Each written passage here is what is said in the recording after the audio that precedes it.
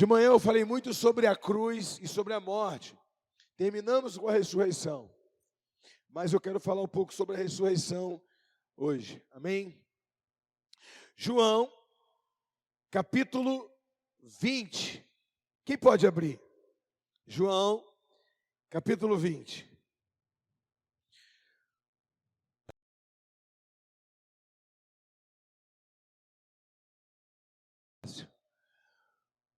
No primeiro dia da semana, de madrugada, quando ainda estava escuro, Maria Madalena foi ao túmulo.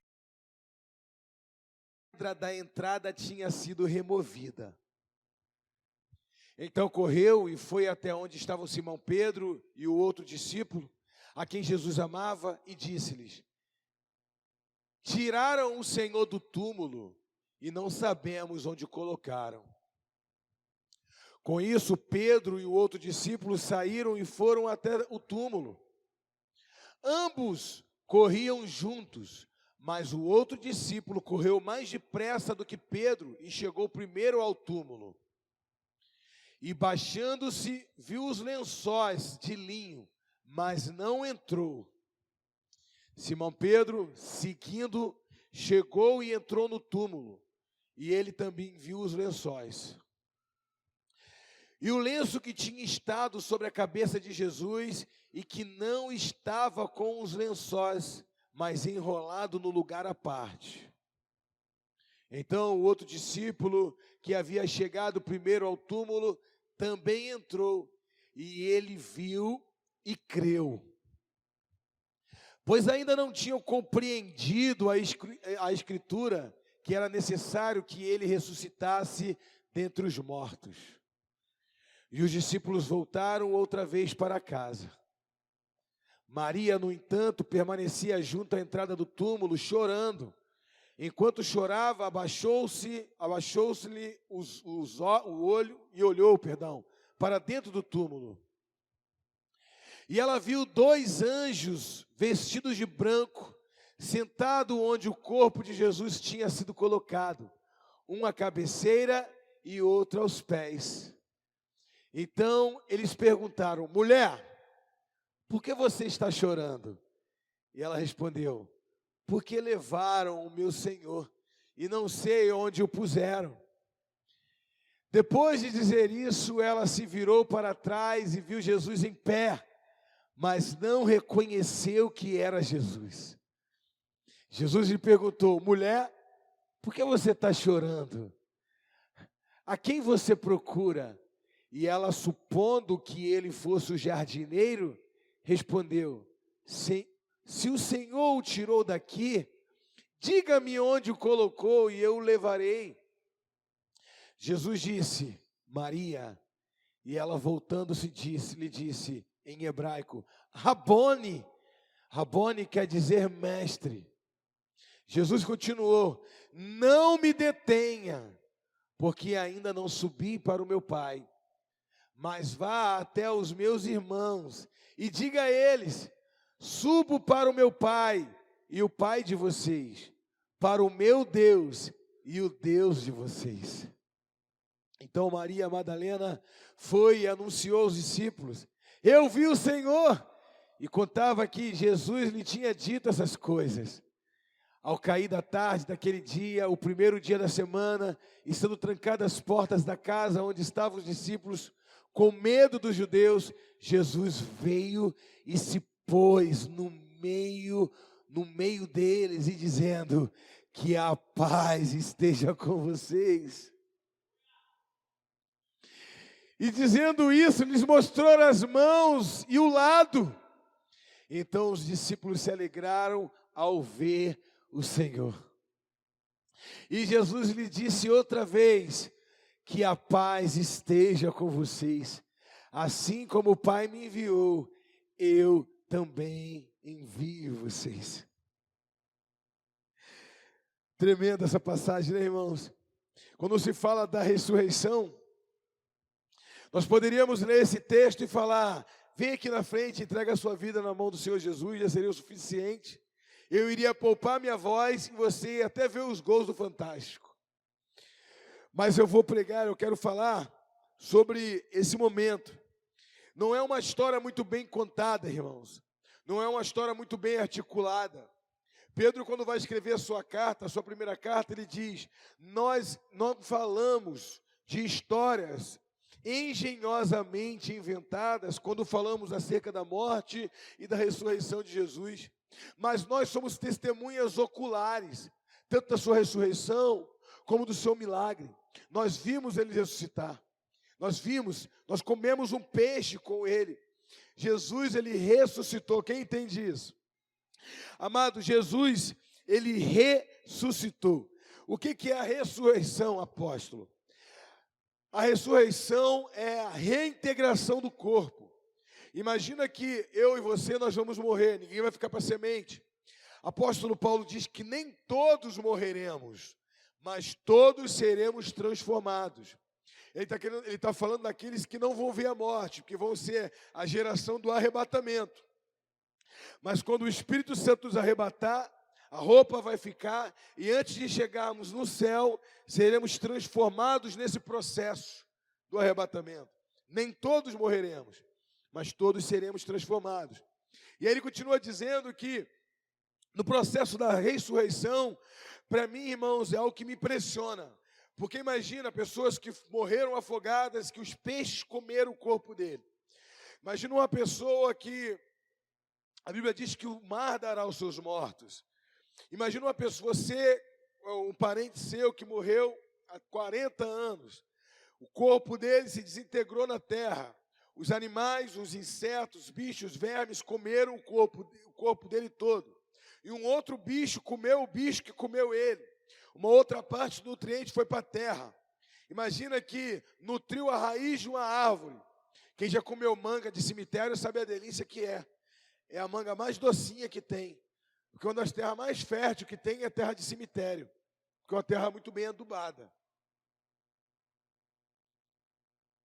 Ué, irmão, qual o problema? E aí, imagina que o coveiro... É a luva de coveiro, quem já viu essa? Imagina que o coveiro foi lá e enterrou o teu parente. E aí, o parente foi para a terra. Uma parte dos animais comeram ele. Outra parte foi parar na seiva da mangueira. E virou uma manga. E o coveiro agora comeu a manga. E o teu corpo agora está dentro do coveiro. E agora o coveiro vai ter um excremento, que eu não vou contar, vou poupar os detalhes. E aí o teu corpo está fragmentado. E aí quando Jesus der uma ordem, o teu corpo vai ser reintegrado da mesma forma quando você foi enterrado. Como que vai acontecer isso, apóstolo? Eu não sei, irmão. Mas ele vai ressuscitar os nossos corpos.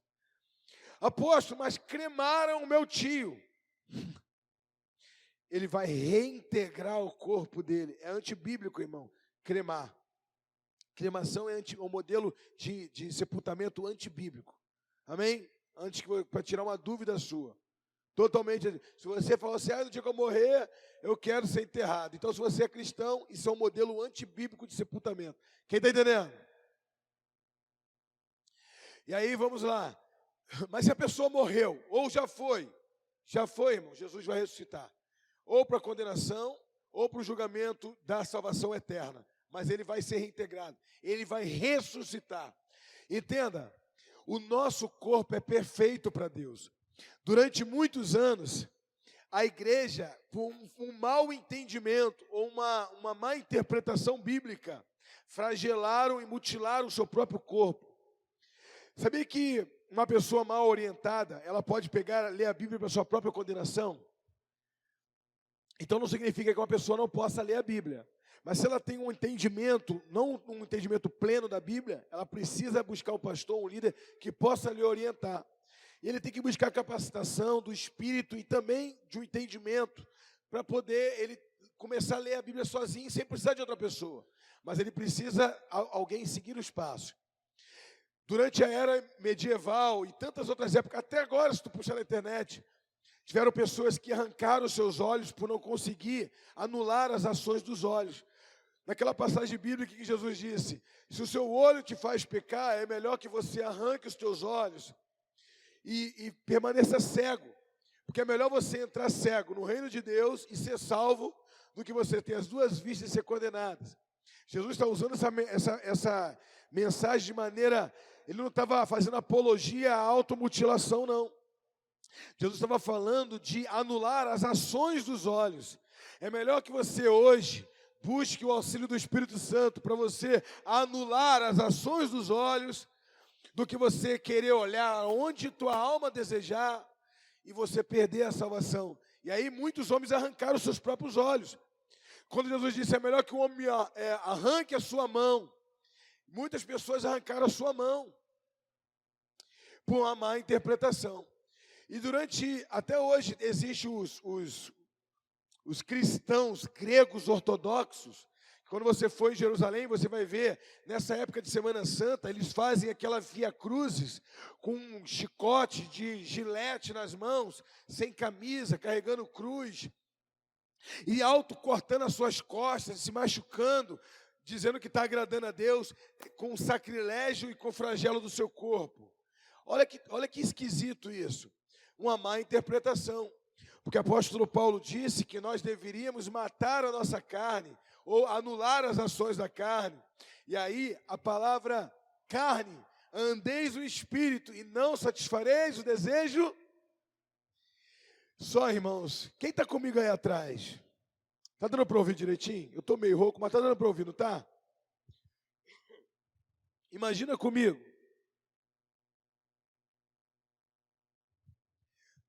A carne ali em grego, amado, ela denota não a carne física, mas a carnalidade, no sentido de a velha natureza, a antiga natureza. Apóstolo Paulo diz que nós devemos aniquilar a antiga natureza, a velha natureza, não a carne. Porque a mesma palavra grega para carne vem no sentido de velha natureza. Então, quando ele diz que eu tenho que andar em espírito para não satisfazer os desejos da carne, eu tenho que andar em espírito para não satisfazer o desejo da antiga natureza, do velho homem. Quem entende isso? Então, não é essa carne. Essa carne ela tem que ser muito bem alimentada. Eu posso fazer o jejum, claro, para manter uma síntese, um equilíbrio espiritual. Não é isso? Mostrar o quanto eu sou um mero mortal e glorificar a Deus na minha vida, é claro. Mas eu não tenho que flagelar o meu corpo, diminuir a minha aparência para poder glorificar a Deus. Quem entende isso? Então, entenda, tudo que Deus fez é perfeito. Deus fez a alma, nos deu o espírito e o corpo. E Ele fez o corpo perfeito. O corpo é templo do Espírito Santo. Tanto que o apóstolo Paulo escreve, ele diz... Porque assim, como diz as Escrituras, aquele que destrói o corpo do Espírito, o templo do Espírito Santo, o Senhor o destruirá. Quem entende isso? Então nós somos casa de Deus, morada de Deus. Durante muito tempo tinha esse entendimento, mas isso é um sincretismo com a filosofia platônica, que dizia que o corpo é imperfeito e a alma é perfeita. Então o corpo é a prisão da alma, e quando o homem morre, a alma é liberta, como se o corpo fosse algo ruim, que a alma tivesse aprisionada no corpo. Irmãos, isso é uma heresia. O corpo é perfeito, por isso Jesus faz questão de mostrar para os discípulos que ele não estava numa aparência fantasmagórica, mas que Jesus, ele ressuscitou. E quando ele aparece para os discípulos, a Bíblia deixa bem claro que estava todo mundo meio assombrado. Pedro, em outras passagens bíblicas, como no próprio Lucas e Mateus, descreve os discípulos espantados, achando que era o fantasma de Jesus. E aí Jesus diz, não tenham medo. Toca nas feridas, mandou tocar. Ainda assim vem uma certa incredulidade neles. E aí Jesus disse, tem alguma coisa para comer aí? E Jesus pega, eles tinham um pouco de peixe que eles tinham comido sobrado. E Jesus come um pouco de peixe. Depois, no livro de Atos dos Apóstolos, capítulo 1, diz que Jesus vai andar no meio do povo durante 40 dias, comendo e bebendo no meio do povo, depois que ele ressuscitou. Quem entende isso? Ele não ressuscitou, subiu numa pedra e foi para o céu. Ele andou 40 dias. Então, o nosso corpo será reintegrado. É claro que no dia da ressurreição, Jesus vai nos ressuscitar, e aqueles que forem salvos após o julgamento, terá o corpo glorificado. Ou você acha que vai ficar feio assim para a vida toda? Não seria a salvação, seria a condenação. Então Jesus, ele vai te glorificar, entende, irmão? Olha para o teu irmão e diga, graças a Deus. Pensei que ia ser feinho assim para sempre. Então, Jesus, ele vai nos dar um corpo de glória. Você vai olhar e vai aparecer com ele. Quem entende isso? Então, o corpo não é desprezado. Agora, olha que mistério, irmãos, da ressurreição. Para você entender a ressurreição, você tem que entender a morte. Quem entende isso? E a morte, ele é um mistério, irmãos. Ele é um mistério em todas as religiões. E algumas religiões dizem que a pessoa quando morre, a alma, ela liberta e ela vai transmigrar. Ela vai migrar para um outro corpo. E aí, aquele corpo, aquele espírito vai evoluir. Olha que coisa. Ele vai ficar melhor. Vai evoluir, porque agora ele já teve uma vida nessa terra, ele vai evoluir. Irmãos, se existe espírito que evolui e a terra está do jeito que está, eu não quero nem saber o Neandertal. Nem o Homo sapiens, igual como diz a Dilma, né? Nem as mulheres sápio. Não existe isso, quem entende? Deus já fez o homem não para evoluir, Deus já fez o homem à estatura do varão perfeito. Deus fez o homem completo. Quem entende isso? Não tinha uga-uga. Deus fez o homem completo, dentro do seu entendimento e racionalidade. Tanto que Deus diz para o homem, Deus fez o homem para morrer? Não. Deus colocou a árvore do conhecimento dali no meio do jardim e disse, você pode comer de todas as árvores, mas se você tocar naquela ali, Deus não disse para ele comer. Deus disse, se você tocar, você não pode nem comer e nem tocar naquela árvore, porque se você tocar, certamente morrerá. Então vamos partir do entendimento que a morte existia. Deus, a partir do momento que ele colocou ali a árvore da vida, ele colocou a morte. E a morte está olhando para Adão assim, ó. Igual o Josué Júnior na peça, subindo de nível. Só olhando. Toca nela, que eu toque em tu. A morte não tinha autoridade para tocar em Adão. E Adão não tinha autoridade para tocar na árvore do fruto do conhecimento. Quando Adão tocou na árvore, a morte ganhou legalidade para tocar em Adão. O primeiro pecado que existiu na terra não foi adultério. Até porque Adão ia adulterar com quem? Só se fosse bestialidade, com algum bicho. Quem entende isso? Primeira morte não foi homicídio.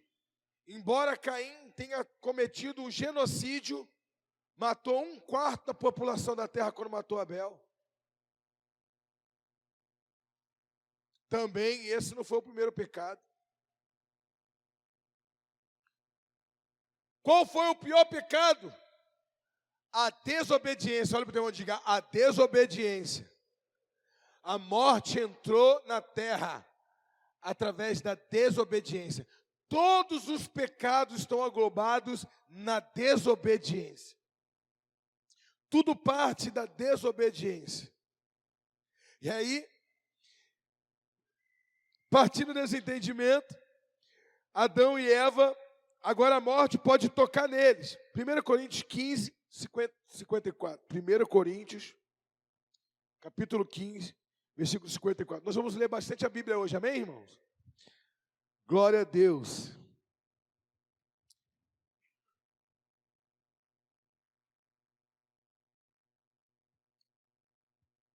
E quando este corpo corruptível se revestir de incorruptibilidade, e o que é mortal se revestir de imortalidade, então se cumprirá a palavra que está escrito: tragada foi a morte pela vitória.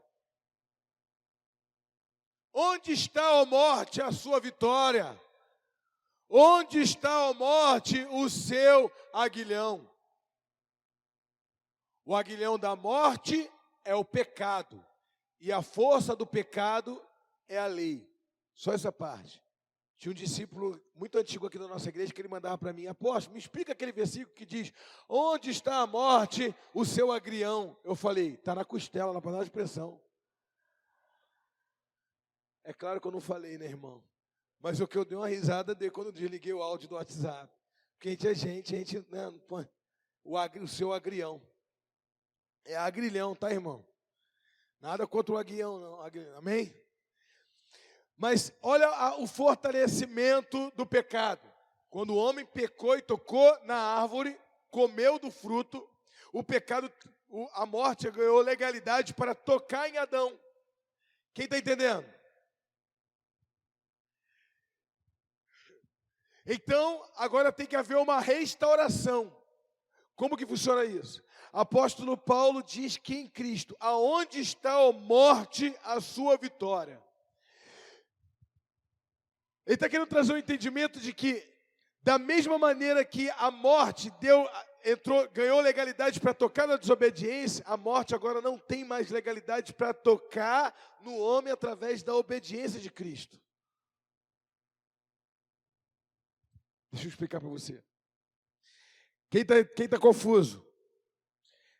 Deus vai abrir teu entendimento nessa noite para o conhecimento e para a glória dele, para você entender de vez o que é o poder da ressurreição. Então, quem tem pecado, morre. Todos que estão no corpo de pecado, vai morrer. Porque a desobediência, o pecado abriu legalidade, porque o salário do pecado é...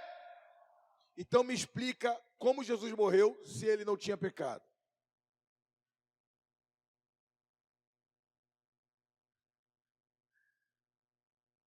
Então Jesus, ele tem que entregar a vida por nós. Mas a morte não tem legalidade para tirar a vida dele. Porque o salário do pecado é a morte. E ele não pode morrer, porque ele não tem pecado. E aí ele disse: ninguém tira a minha vida, eu dou a minha vida por amor de vocês.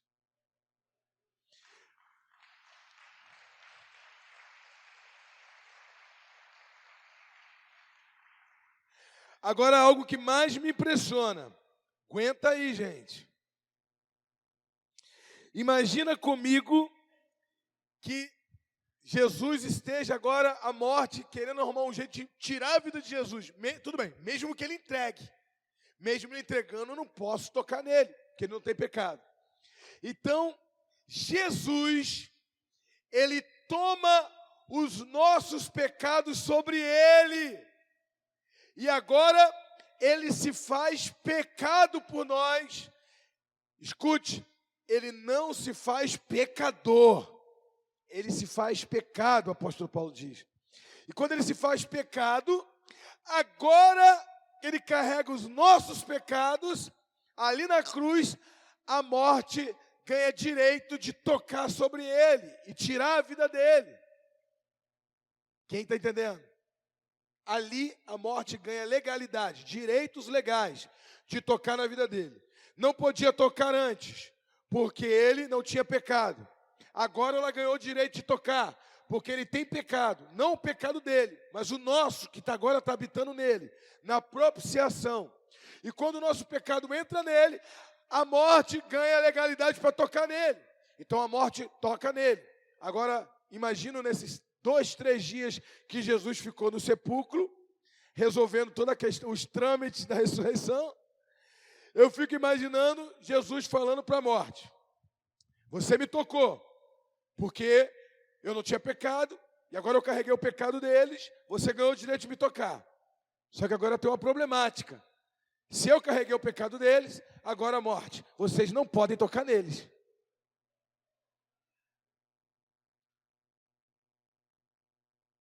Se você ganhou o direito de me tocar, sem eu não tenho pecado, e agora que eu carreguei o pecado de todos eles, você ganhou o direito de me tocar, tu pode tocar em mim, mas você não pode mais tocar neles.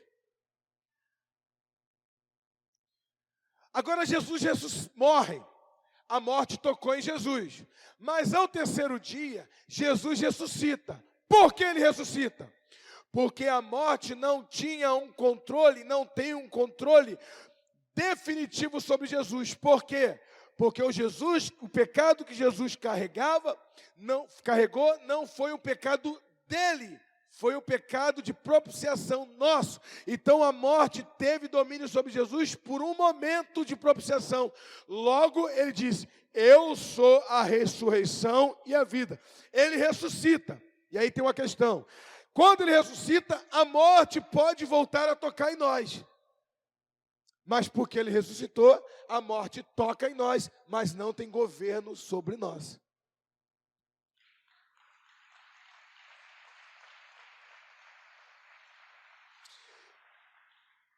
Por quê? Porque Jesus ressuscitou. Agora vamos lá. Abre aí para mim, minha filha, em Atos dos Apóstolos.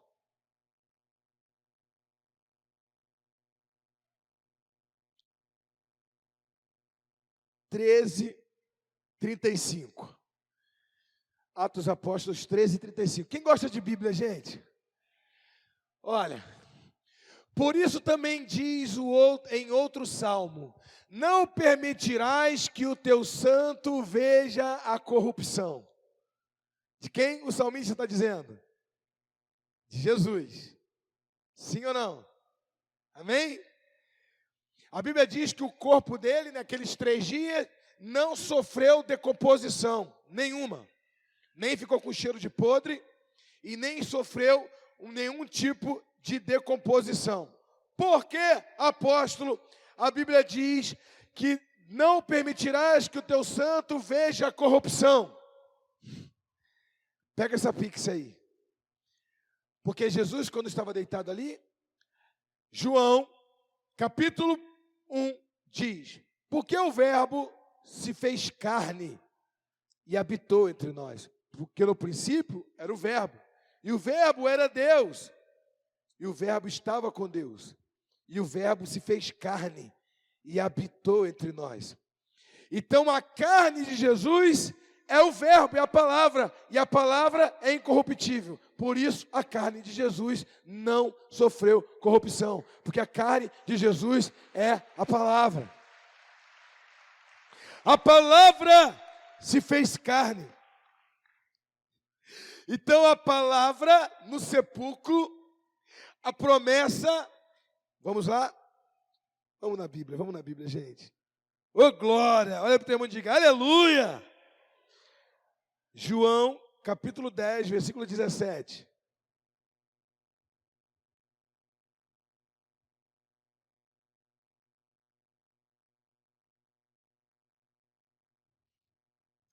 Por isso o Pai me ama, porque eu dou a minha vida para recebê-la outra vez. Ninguém tira a minha vida. Pelo contrário, eu espontaneamente a dou. Tenho autoridade para entregá-la e também para reavê-la. Este mandato recebi de meu Pai. Ninguém tira a vida dele, mas ele mesmo dá. Vamos lá, Mateus 20, 28.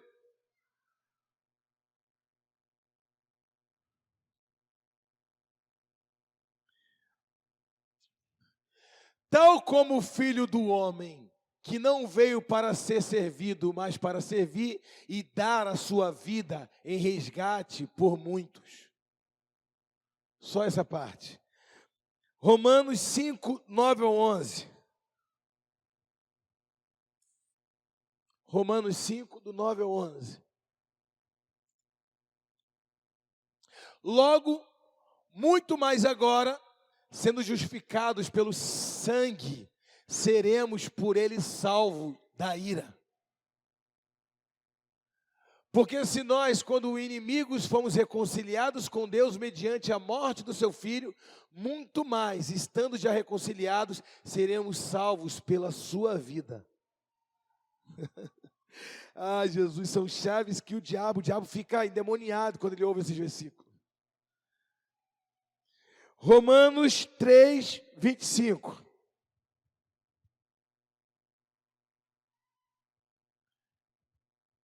A quem Deus apresentou como propiciação no seu sangue. O que é a propiciação? Em troca. No seu sangue. Mediante a fé. Que Deus fez isso para manifestar a sua justiça. Por ter Ele, na sua tolerância, deixado impunes os pecados anteriormente cometidos. Tendo em vista a manifestação da sua justiça no tempo presente. A fim de que o próprio Deus seja justo e justificador daquele que tem fé em Jesus. Só essa parte.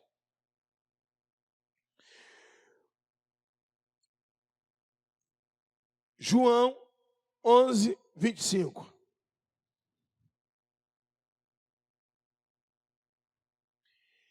Então Jesus declarou: eu sou a ressurreição e a vida. Quem crê em mim, ainda que morra, viverá. Amado, são palavras que você precisa guardar no teu entendimento e no seu coração. São chaves de vida. São chaves da eternidade. São palavras que você precisa lembrar.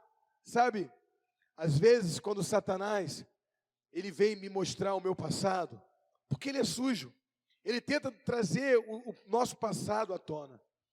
Quando ele tenta me mostrar o meu passado, eu lembro para ele sempre o futuro dele. Eu digo: Satanás, você tem razão. Eu era tudo isso que você disse aí. Mas eu quero te lembrar algo. Jesus Cristo me perdoou. Ele levou sobre ele todo o meu pecado. E ele me redimiu. E é pela graça que eu estou de pé. Mas eu quero te lembrar uma outra coisa. Eu sei que você está aqui. Não quero manter um diálogo contigo, não. Logo, logo você vai ter que bater em retirada daqui, que eu vou te expulsar daqui no nome de Jesus. Mas você fica aqui e escuta o que eu tenho para te dizer. Tu fala isso com o diabo, apóstolo? Falo. Que isso? Tu fala? Falo. Toda vez que ele vem me lembrar meu passado, eu falo: eu quero te lembrar algo. Tu lembrou meu pecado no passado? Eu quero te lembrar o teu futuro. O teu futuro. Sairá uma espada da boca do Senhor, que vai te picar todinho. E ele vai pisar na tua cabeça. E vai te lançar no fogo e no enxofre. Esse é o teu futuro. Eu quero te lembrar o teu futuro. Então toda vez que ele lembrar o teu passado, lembra o futuro dele. Que ele está tentando adiar isso o tempo todo, querendo impedir a igreja de pregar o evangelho. Ele quer adiar, ele pode até conseguir alguns retrocessos, setbacks da igreja. Mas ele não vai conseguir adiar. A sentença dele já foi dada na cruz do Calvário. Então, irmãos, siga de mão dada com Jesus Cristo. Sabe, essa palavra de eu sou a ressurreição e a vida é muito forte, porque é uma diferença. Você vai ver na Bíblia poucos homens que Jesus ressuscitou. Ele ressuscitou 3 ou 4 pessoas: a filha de Jairo, ressuscitou o filho da viúva de Naim e Lázaro, não é isso? Ele viu ele fazendo muitos milagres, realizou muitos milagres, catalogado na Bíblia, acho que foram 35. Porém, ele fez diversos. Se eu não me engano, em Marcos 16, diz que todos que vinham até ele eram curados. Então ali, todos, cegos, todas pessoas eram curadas. Então ele fez milhares. João disse que se for catalogar todos os milagres de Jesus, não há livro na Bíblia, não há livro, quantidade de livro. Na terra não vai caber a quantidade de livro que vai ser escrito. Ou seja, toda a terra não seria uma estante suficiente para armazenar todos os livros, para contar os milagres que Jesus fez e vai fazer. Quem entende isso? Agora, Quando Maria, que era devota a Jesus, adoradora, que sentava aos pés de Jesus e adorava Jesus, junto com a sua irmã Marta, que dentro da sua forma de dinâmica de adorar, gostava de adorar servindo, fazendo, sei lá, um bolinho de chuva ou uma comida. Era uma forma de expressar sua gratidão e adoração também. E o irmão dela adoece, e ela manda chamar e diz: vá lá e avisa Jesus que o seu amigo, aquele que ele ama, está doente. E aí, Jesus já tinha ressuscitado a filha de Lázaro, e tinha ressuscitado a filha de Jairo, e tanta gente. Eu quero dizer uma coisa para você, amado.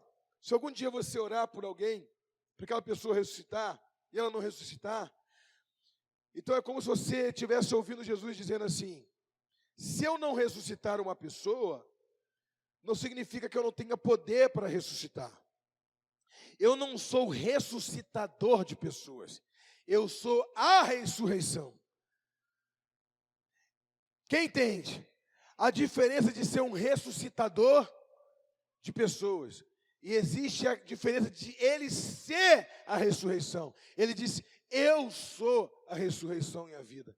Mesmo que alguém esteja morto, se eu entro na vida dele, ele, mesmo que morto, ele viverá. Há uma diferença. Então a pessoa não ressuscitou na hora que você quis, por questões emocionais, porque tu tem laços emocionais com aquela pessoa. Quem quer perder a mãe? Se tua mãe morrer com 60, tu diz: Senhor, ressuscita ela está nova demais. Se tua mãe morrer com 90, tu vai dizer: Senhor, ela ainda está nova demais. Se tua mãe morrer com 120, tu vai estar nova. Ninguém nunca está preparado para perder quem ama. Mas a garantia é, se ela morreu em Cristo, mesmo depois de morto 1 ano, 2 anos, 10 anos, 1000 anos, ressuscitará. Quem pode dar uma salva de palmas para o Senhor?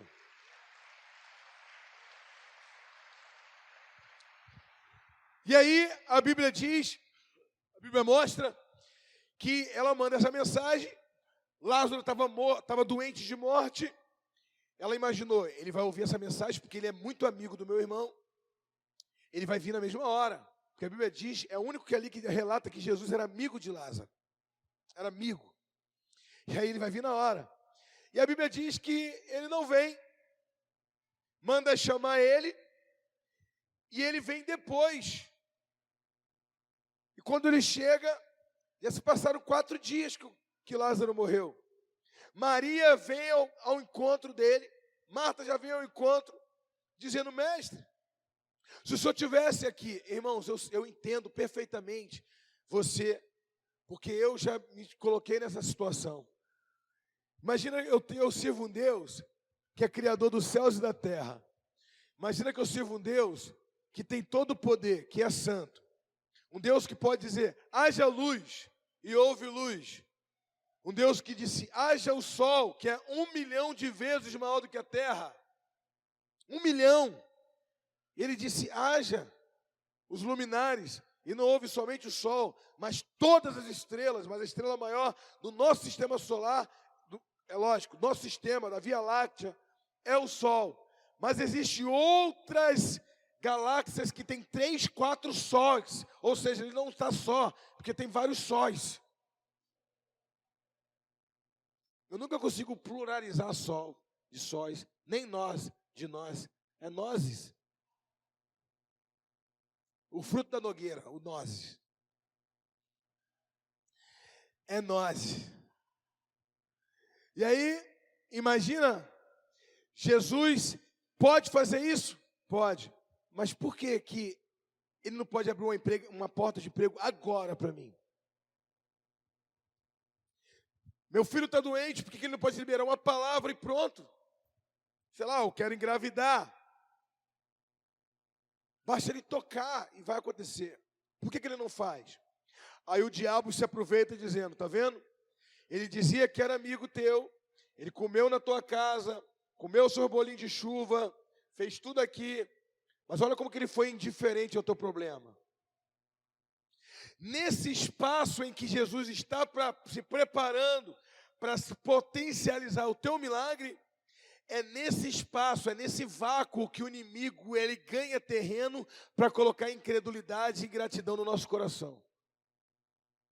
É nesse espaço que ele começa a querer ganhar terreno. Por que ainda não aconteceu na sua vida? Vive frequentando a igreja, vai para a célula, vai para a edificação, por que nada acontece? Ele não é indiferente ao teu problema. Na verdade, ele não está nem aí, ele nem sabe que tu tem um problema. Deus, ele pode estar agora controlando a faixa, o nível de mortalidade infantil ou de infanticídio.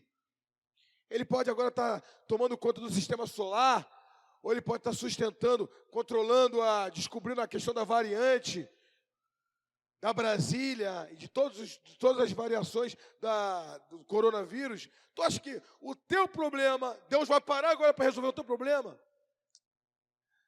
Continua frequentando esse ambiente religioso, não vai mudar nada para você. E aí, já começa a vir as caraminholas na mente. Tanto que Maria, ela já vem e diz assim, Gladys: Senhor, por que o Senhor demorou? Se o Senhor estivesse aqui, o meu irmão não teria morrido. Jesus dá uma palavra para ela. 20 minutos depois chega Marta. E Marta fala o quê, gente? A mesma coisa. Marta diz: Senhor, se o Senhor estivesse aqui, isso não teria acontecido, meu irmão não teria morrido. Jesus olha e diz: vocês são da mesma célula? Porque o discurso, a conversinha está a mesma. Uma ministrou na outra, né? Tu lembra aquele dia que tu estava sentado no pé dele? Otária. A outra: bem que eu não era para confiado mesmo, poder ter guardado aquele bolinho de chuva para nosso aniversário. Aí, tá vendo? Fazia cela toda semana aqui, ó. Aí vem uma: Senhor, cheio de ódio no coração, já todo contaminado. Senhor, se tu tivesse aqui, é tipo assim, né? A vontade era: vou falar umas verdades na cara dele quando ele chegar aqui. Vou falar umas verdades na cara dele. Porque mandamos chamar e ele nem veio, nem mandou um bilhete, nem mandou nada. Deixa ele aparecer por aqui. Aí Jesus aparece, não tenha coragem de falar: Senhor, se tu tivesses aqui, o meu irmão não teria morrido. Aí vem Marta com o mesmo discurso. Eu imagino Jesus dizendo: Marta, vocês deixaram o diabo ministrar na vida de vocês. Só porque eu separei um espaço de tempo, porque quanto mais você espera, maior é o alcance e a potencialidade do meu milagre. Se eu ressuscito ele com um dia, iriam dizer que era uma doença, ou ele comeu alguma planta que adormece o corpo, até o segundo dia, ou até o terceiro dia, mas no quarto dia, e ainda cheirando mal, maior será o milagre. Eu quero dizer uma coisa para você, irmão. Se você está passando uma luta muito grande, e o inimigo, entre o espaço, entre Deus fazer ou não na sua vida, Deus está preparando o teu milagre, o diabo está querendo lançar a semente do mal no seu coração, dizendo que Deus te abandonou, que Deus não está nem aí para você. Eu quero dizer uma coisa para você: Jesus está vindo ao seu encontro. Ele é a ressurreição e a vida. Ele vai mudar a sua casa, sua família, seu casamento, a sua finança, a sua vida espiritual. Não deixe o diabo ministrar na sua vida.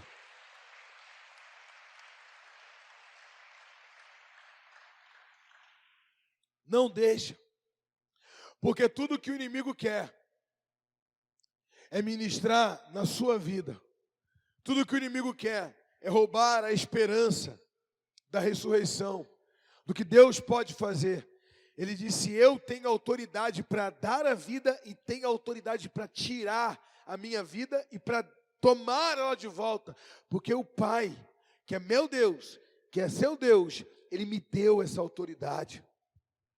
Jesus é Deus, irmãos, Ele é Senhor. Ele está mais presente na sua vida do que qualquer molécula do ar. Ele é real. Ele não está assistindo a sua vida de camarote como um Deus sarcástico e vendo a sua luta, não. Ele só está preparando um ambiente para a glorificação dele na sua vida, quando o milagre for muito maior do que você vai conseguir expressar com a sua boca.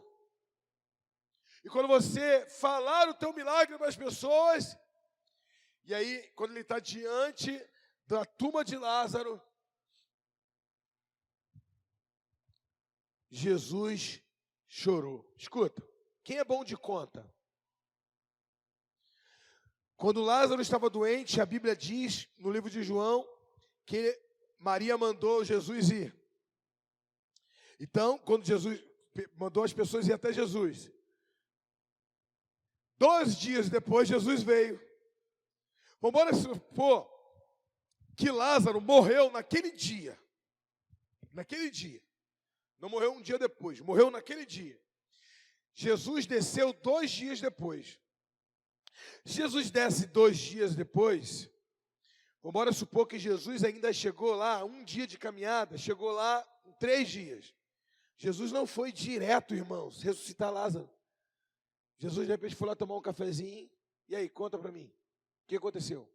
Ah, ele estava doente, vai, fala. Jesus não tem pressa, irmão.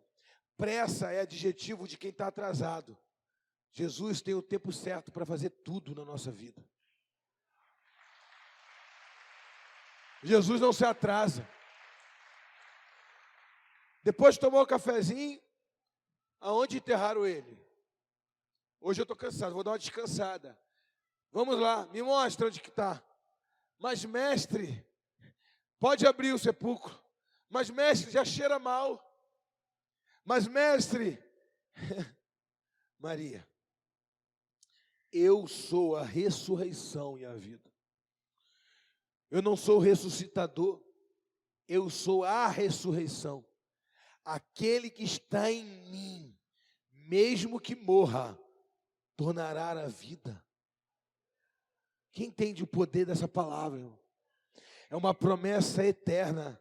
Por isso você que está aqui hoje, não negocie a sua vida eterna por nenhum prazer mundano. Porque essas coisas aqui na terra vão passar. Mas a palavra do Senhor e a promessa dele durará para a eternidade. Essa terra passará como um vapor. Mas se você deixar o inimigo te distrair nessa terra, por um prazer carnal, não um prazer da carne, porque nós podemos sentir prazer quando namoramos a nossa esposa, quando comemos um pudim, um mousse de maracujá, não é isso? Ou então uma leite moça cozinhada no feijão. Meu Deus, que fome. Ou tomamos um café antes da meia-noite, porque ainda não é o jejum é só depois da meia-noite. Não tem problema de você ter prazer, mas são prazeres que não me afastam de Deus. Se Deus não quisesse que eu sentisse prazer, Ele não me daria tato para tocar na minha esposa, Ele não me daria sensibilidade, nem virilidade. Ele não me daria paladar para sentir o sabor do sal ou do açúcar. Ele não me daria o cheiro das flores. Ele não me daria adrenalina para eu descer uma montanha russa. Alegria. Ele não me daria um futebol para eu brincar ou algum tipo de prazer. Deus não tem problema com prazer. O problema é que o diabo só quer dar para o homem o prazer que afasta o homem de Deus. E o nome disso é o hedonismo. O prazer do homem que afasta o homem de Deus agora e eternamente de Deus.